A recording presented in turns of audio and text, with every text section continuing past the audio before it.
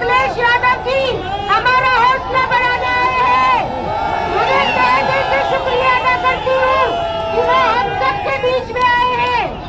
आप सबके लिए वो यहाँ आए हैं। अखिलेश यादव, अखिलेश यादव, समाजवादी पार्टी आप सबसे अपने मीरापुर और आसपास के जितने भी नेता कार्यकर्ता साथी मुझे दिखाई दे रहे हैं, मैं एक एक नेता कार्यकर्ता का बहुत बहुत धन्यवाद और आभार प्रकट करना चाहता हूं। हमारे साथ मुजफ्फरनगर के एमपी मलिक साहब, समाजवादी पार्टी और इंडिया गठबंधन की प्रत्याशी सैम्बुल राणा जी, पूर्व सांसद कादिर राणा जी, मुझे आपके बीच में 2 दिन पहले आना था, लेकिन किन्हीं कारण और परिस्थितियों की वजह से मैं आपके बीच में नहीं पहुंच पाया। उस दिन भी मौसम की वजह से मैं नहीं पहुंच पाया, और आज भी जब मैं सुबह चलने को हुआ तैयार, पहले तो दिल्ली का मौसम खराब था, दिल्ली में हवाई जहाज नहीं उतरने दे रहे थे, उसके बाद हिंडन का नहीं उतरने दे रहे थे। मैंने कहा कि हमें कोई रास्ता निकालना पड़े, हम रास्ता निकालेंगे। अगर दिल्ली नहीं उतरने दिया, हिंडन नहीं उतर पाए, सहारनपुर नहीं उतर पाए, तो जॉली ग्रांट उतर करके हम लोग जॉली में पहुंच गए। मुझे पूरा भरोसा है कि आप सब लोग मिलकर के इस चुनाव में समाजवादी पार्टी चुनाव चिन्ह साइकिल सैम्बुल राणा जी को ऐतिहासिक वोटों से देकर के जिताने का काम करेंगे। मीरापुर में पीडीए की ताकत को एकजुट होकर के भारतीय जनता पार्टी और उनके सहयोगी लोग घबरा गए हैं।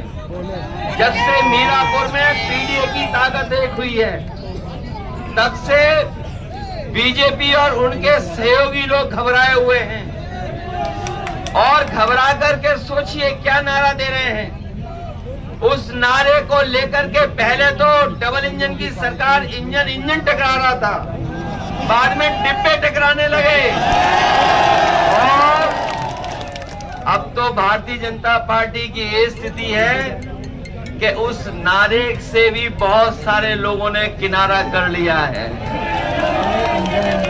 जो हमारा किसान यहाँ है, उसको न जाने क्या क्या भरोसा दिलवाया था।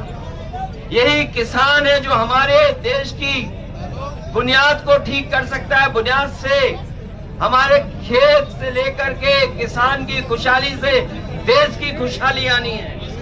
ये जितने भी हमारे किसान नेता रहे हैं, मैं आज याद करना चाहता हूं और ये भी याद दिलाता हूं कि कभी चौधरी साहब ने जो भाईचारा लेकर के किसानों के बीच में उन्होंने एकजुट होकर के किसानों की ताकत बनाई थी। हमें पूरा भरोसा है इस बार मीरापुर के चुनाव में वही एकता, वही भाईचारा दिखाई देगा और किसान अपने हकों को लेकर के लड़ेंगे। अभी तक तो ये किसानों की बोरी से चोरी कर रहे थे, लेकिन इधर तो पूरी की पूरी खाद की बोरी चोरी हो गई। और जिस समय किसान को डीएपी की जरूरत थी, ये बीजेपी वालों को देखने में भी न जाने क्या क्या दिखाई देने लगा है। इन्हें डीएपी में भी पीडीए दिखाई दे रहा है। इसलिए मैं आप सबसे निवेदन और अपील करने आया हूं कि ये चुनाव आने वाले समय में किसकी सरकार बने, उस सरकार का रुख तय करेगी। इसलिए उपचुनाव तो है ही है, ये आने वाले समय में जो सरकार बनेगी उसके भविष्य का रुख तय करेगी। सच्चाई तो ये है कि कई लोग इस बात के लिए घबराए हुए हैं कि उनकी जमीन भी कोई न छीन ले। ये भाजपा वाले जमीन छीनने वाले लोग हैं, दूसरों को मिला करके जमीन छीन लेते हैं। इसलिए वो लोग भी कहीं न कहीं नाराज हैं। और आप देख लेना जो जो वादे किए थे कि गन्ने की कीमत 400 रुपए होगी, बताओ आज इस महंगाई में कीमत क्या है गन्ने की? खुशहाली तभी आएगी जब हमारे किसानों की गन्ने की कीमत ठीक होगी। मुझे याद है जब बिजली का सबसे पहले काम शुरू हुआ था कि हमारे किसानों की और शहर की, कस्बे की फीडर अलग करने का फैसला लिया हो। मुझे याद है समाजवादी सरकार में बिजली को पहुंचाने के लिए फीडर अलग कराने का काम अगर किसी ने किया था तो समाजवादी लोगों ने किया था।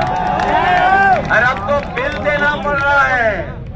जो लोग कह रहे थे किसानों की सिंचाई के लिए फ्री बिजली होगी, वो आपके घरों में बिजली का बिल पहुंचा रहे हैं। हम आपको भरोसा दिलाते हैं, न केवल बिजली ज्यादा देंगे, सस्ती देंगे, और 300 यूनिट भी जब भी सरकार बनेगी अपने गरीबों को मुफ्त दिलाने का काम करेंगे। इसमें मदद करिए, क्योंकि 5 बजे के बाद हम लोग बोल भी नहीं सकते हैं।